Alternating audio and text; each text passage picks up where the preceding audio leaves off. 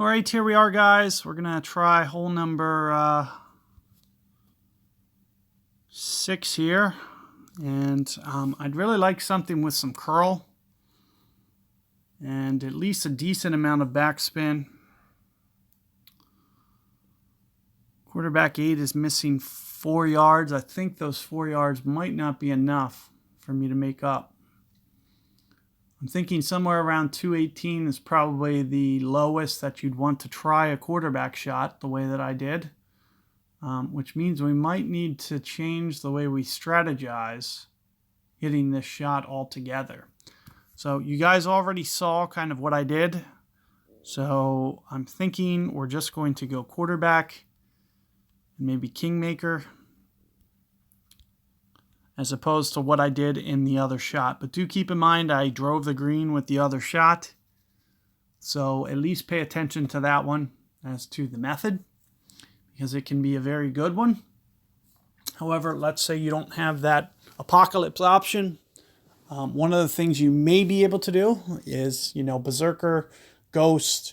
You can kind of mimic my shot with a smaller driver, or you can just do what I'm about to do here.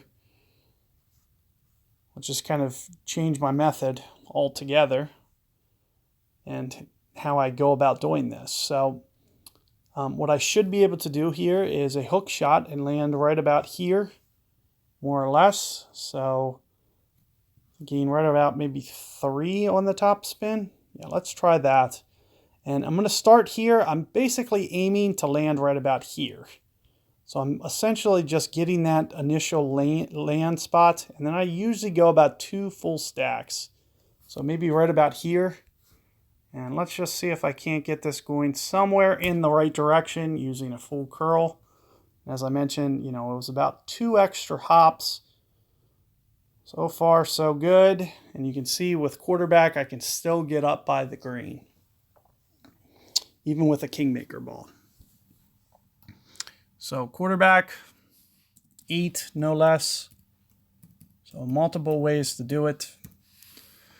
And you saw that I did 2 full stacks of my rings on top of, playing the wind.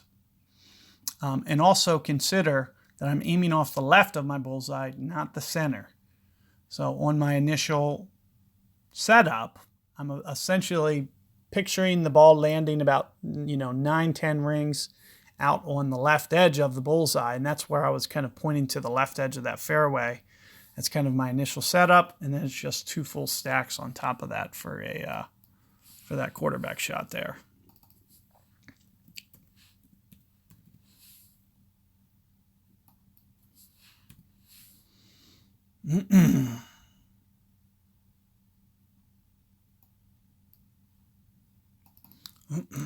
So let's see what we got here. As you can see, we got the eagle last time. It looks like we're probably going to get the eagle this way. This might be just a little bit glitchy on the ball guide.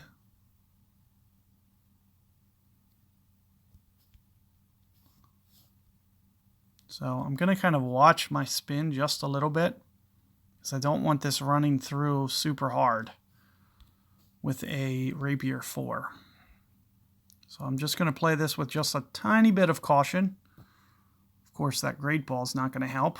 Yeah, and sure enough, and you can see that's where you can see it actually rolls through. So all I needed to do was hit my perfect ball there. Would have been good. But as I mentioned, with the limited ball guide, you got to be just a little bit careful there.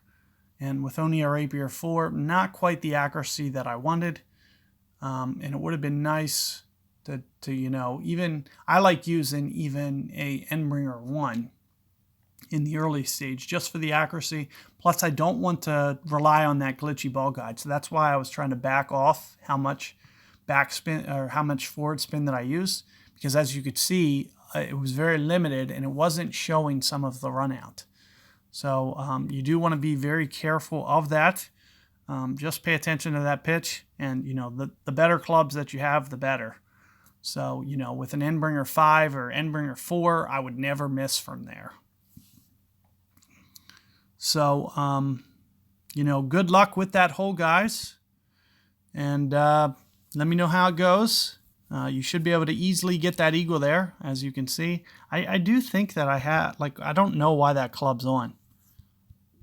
Because I swore that I have, yeah, I have Endbringer. So why is Rapier even on?